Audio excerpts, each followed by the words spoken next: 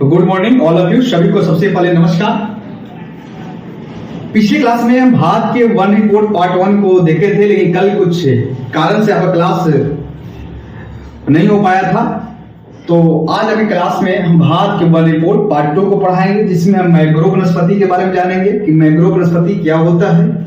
इसके साथ ही भारत में कितने मैंग्रोव वनस्पतियां के क्षेत्र हैं, इसके साथ ही ये भी बात करेंगे कि भारत के कितने क्षेत्रफल में मैंग्रोव वनस्पति हैं, किस राज्य में सर्वाधिक मैंग्रोव वनस्पति पाए जाते हैं। इसके साथ ही और आज की क्लास में हम भारत के रामसर साइट जो है उनको भी बात करने का प्रयास करेंगे। तो जैसा कि आपको सभी को पता हुआ कि करंट अफेयर्स की अभी तक क्लास में हम पहले क्लास में ब्रांड इन्वेस्टर, दूसरे क्लास में भारत के प्रमुख महोत्सव और तीसरे क्लास में भारत की वन रिपोर्ट 2021 पार्ट 1 और आज की क्लास में भारत के वन रिपोर्ट पार्ट 2 को पढ़ाएंगे। और जो कल की क्लास होगा उसमें भारत के जीआई टैग को पूरा मैप के माध्यम से पढ़ाने का प्रयास करेंगे। तो कल की क्लास आपके लिए बहुत ही महत्वपूर्ण होगा, तो इसलिए कल की क्लास को आप लोग देखना ना भूलें। तो आइए सीधे इधर उधर की ना बात करते हुए सीधे हम अपनी क्लास पर ध्यान देते हुए आज हम भारत के मैंग्रोव वनस्पति के बारे में पढ़ेंगे। सबसे पहले हम जानेंगे कि मैंग्रोव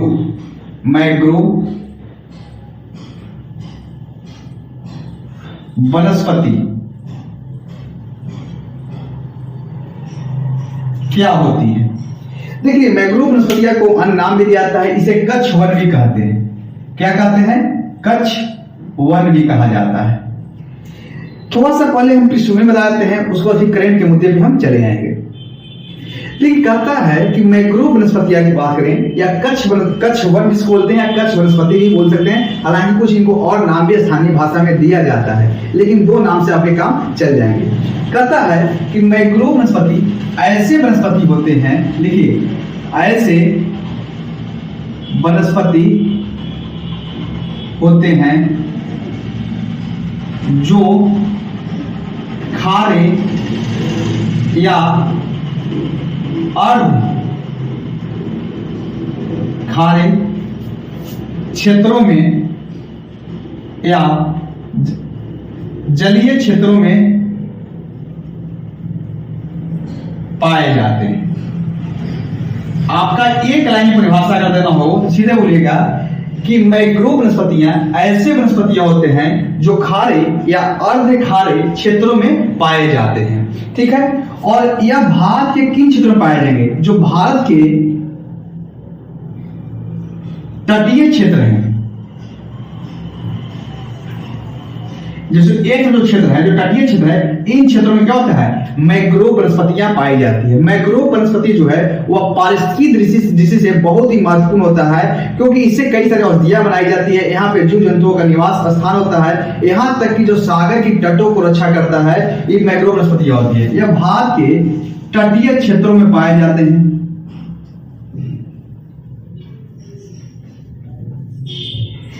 अगर और हम बात करने की कोशिश करें तो जब कोई नदी, मान लीजिए कि कोई नदी है, ठीक है, ये कोई नदी है, तो जब यह नदी कोई सागरीय क्षेत्रों में प्रवेश करती है या सागरीय क्षेत्रों में जब मिलती है, तो यह जो नदी का जो पानी होता है वह क्या होता है? स्वच्छ जल होता है, यानी इसको क्या बोलते हैं? मीठा जल बोलते हैं, मीठा जल। और यह जो सागर का जो जल होता है इसको लवणीय जल, सागर का जो जल है उसको हम बोलते हैं लवणीय जल या खारे पानी या खारे जल। जब क्या होता है, जब स्वच्छ जल और सागर का जल जब दोनों मिल जाता है तो यहां पे क्या होता है? अर्ध खारे जल हो जाएगा, अर्ध खारे जल। तो भारत के जो तटीय क्षेत्रों में मैंग्रोव वनस्पतियां पाई जाती है। एक बार थोड़ा रिवीजन करते हैं, फिर आगे बढ़ते हैं। आज का जो टॉपिक था वो भारत के वन रिपोर्ट था, जिसमें हम मैंग्रोव वनस्पति के बारे में जाना था। तो याद रखिएगा कि मैंग्रोव वनस्पति को कच्छ वन भी कहते हैं। इसे ये ऐसे वृक्ष होते हैं जो भारत के तटीय क्षेत्रों में पाए जाते हैं, और यह वनस्पति जो होते हैं यह भारत के तटीय क्षेत्रों में खारे या अर्ध खारे क्षेत्रों में क्या होते हैं? ये पाए जाते हैं। यह पारिस्थितिकी दृष्टि से बहुत ही महत्वपूर्ण होता है। यहाँ पे क्या होता है? कई सारे जीव जंतुओं का निवास स्थान होता है, अनेक और यहाँ पे जो वनस्पतियां पाई जाती है इससे कई सारे दवाएं निकाली जाती है, दवाएं बनाई जाती है। इसके साथ ही जब कभी सुनामी आती है, जब सुनामी आती है तो वह क्या करती है? तटों को क्या करता है? उसे रक्षा करता है। तो मैंग्रोव वनस्पति, जब अगर ज्योग्राफी क्लास होता तो मैंग्रोव वनस्पति के बारे में बताते कि मैंग्रोव वनस्पति के लिए भारत में क्या क्या उपाय किया जाए। जैसे कि हाल ही में क्या हुआ, उड़ीसा जो राज्य है वो मैंग्रोव वनस्पति के सृजन के लिए जीन बैंक की स्थापना किया है, जीन बैंक खोल रहा है ताकि मैंग्रोव वनस्पतियों को क्या किया जाए, सुरक्षित किया जाए। यह आपकी मैंग्रोव वनस्पतियां से थोड़ा सा पृष्ठभूमि बात की है, हालांकि ये क्लास करंट अफेयर्स का है, फिर भी आपको थोड़ा सा डाउट क्या कि यहाँ पे क्लियर कर दिए। चलिए आगे बढ़ते हैं।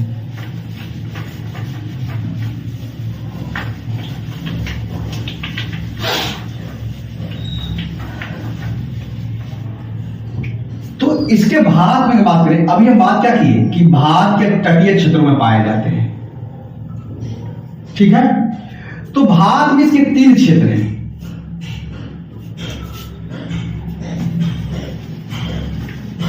कहता है यहां पर मैं बनाते हैं, 10 समझ में आएगा सीधा से, अच्छा से, ठीक है। जैसा कि आप सभी को पता होगा ये क्या है आपका बंगाल की खाड़ी है, बंगाल की खाड़ी। ये आपको सभी पता होगा क्या है, यह अरब सागर है, अरब सागर है। और यहां पे आपको पता होगा कि क्या यहां पे लेते हैं अंडमान निकोबार, बंगाल की खाड़ी में जो है अंडमान निकोबार। जैसा कि आप सबको पता होगा कि जो बंगाल की खाड़ी में जो नदियां गिरती है, जैसा कि हमें पता है कि जब नदी जब कोई सागर में मिलती है तो वहां पे क्या होता है, मीठे जल और लवणीय जल का मिश्रण होता है, जिसको क्या बोलते हैं, अर्ध खारे जल बोलते हैं। यही भी मैंग्रोव वनस्पतियां पाई जाती है। तो भारत में जितनी भी नदियां हैं, जैसे कि आप कहीं गंगा नदी, ब्रह्मपुत्र नदी, महानदी, कावेरी नदी, कृष्णा नदी, ये सभी नदी क्या गिरती है, यह बंगाल की खाड़ी में गिरती है। अभी करंट के मुद्दे पे आएंगे, थोड़ा सा आपको हम ब्रीफ में समझा दे रहे हैं यहाँ पे कि यह सभी नदियां क्या निकलती है, बंगाल की खाड़ी में गिरती है।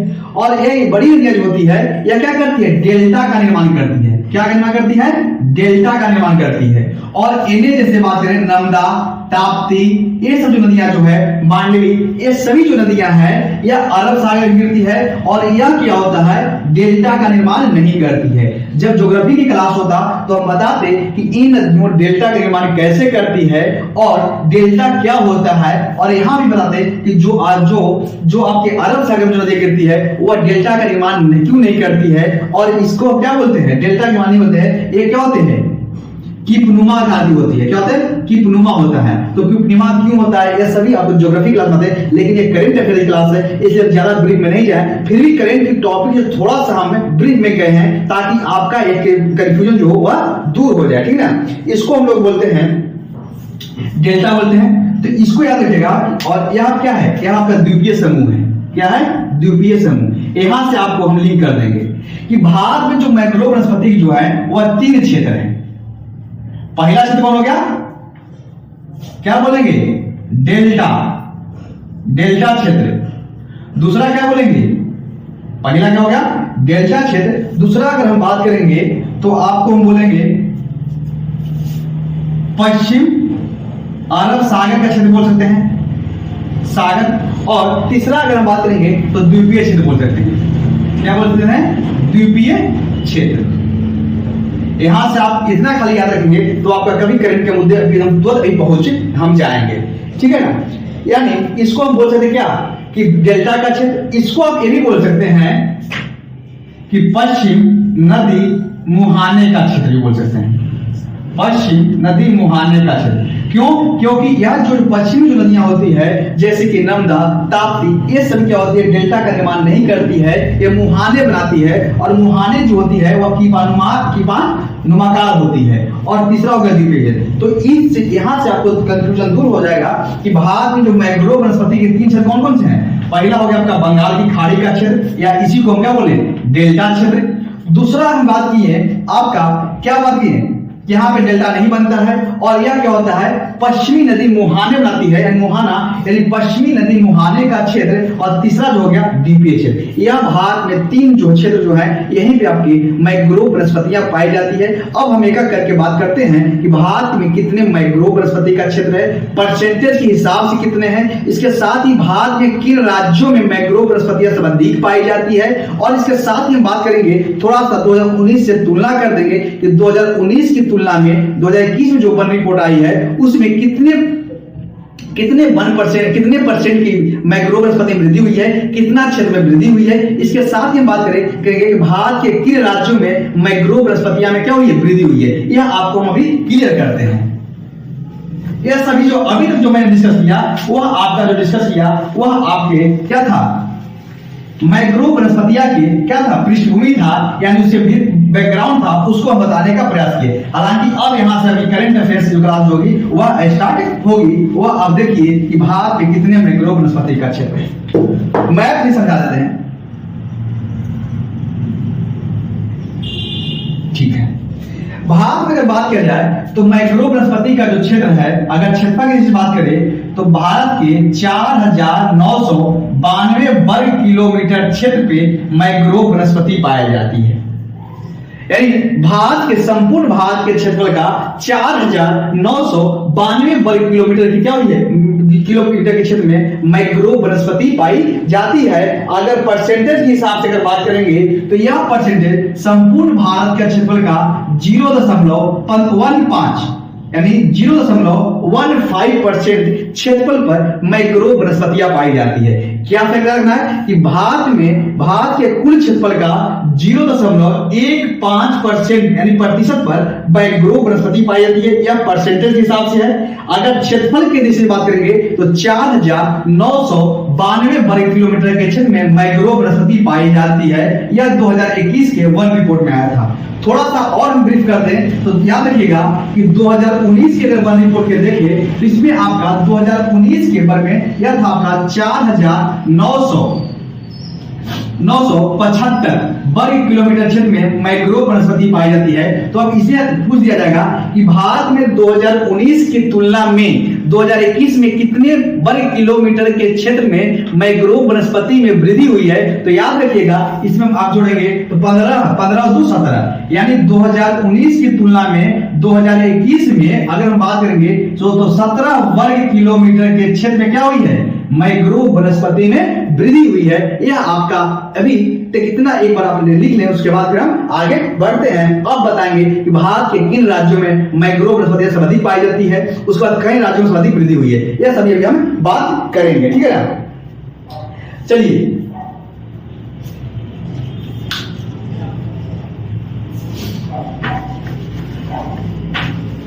अगर हम बात करेंगे तो सर्वाधिक अगर मैक्रो वनस्पति की अगर बात करेंगे तो सर्वाधिक जो मैक्रो वनस्पति जो है वह आपका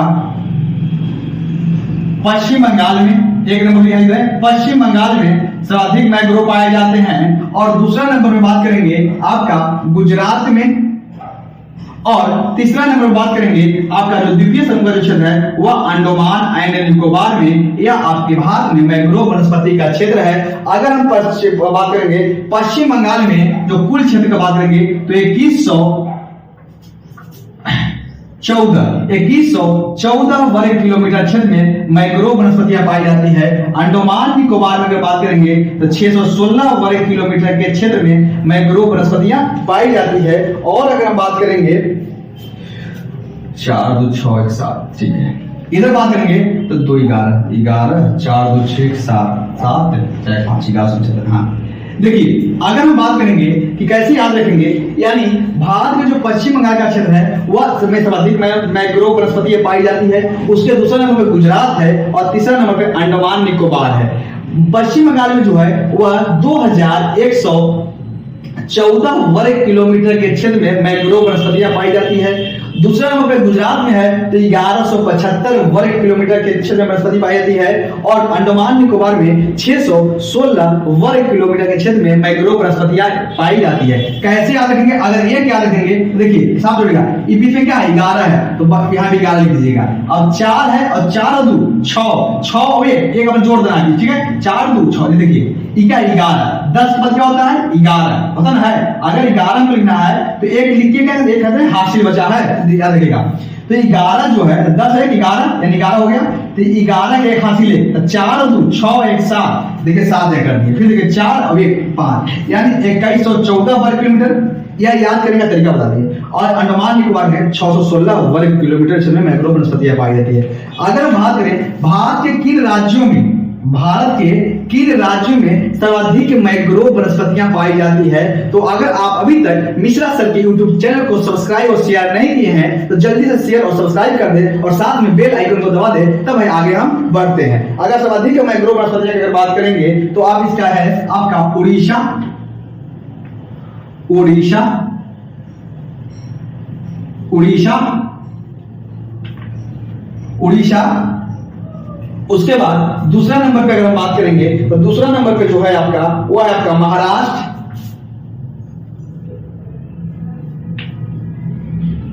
और तीसरा नंबर पे जो है वो है आपका कर्नाटक, कर्नाटक।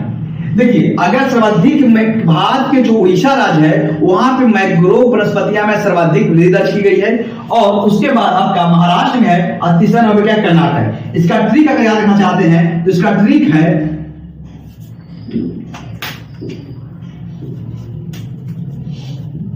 याद रखिएगा,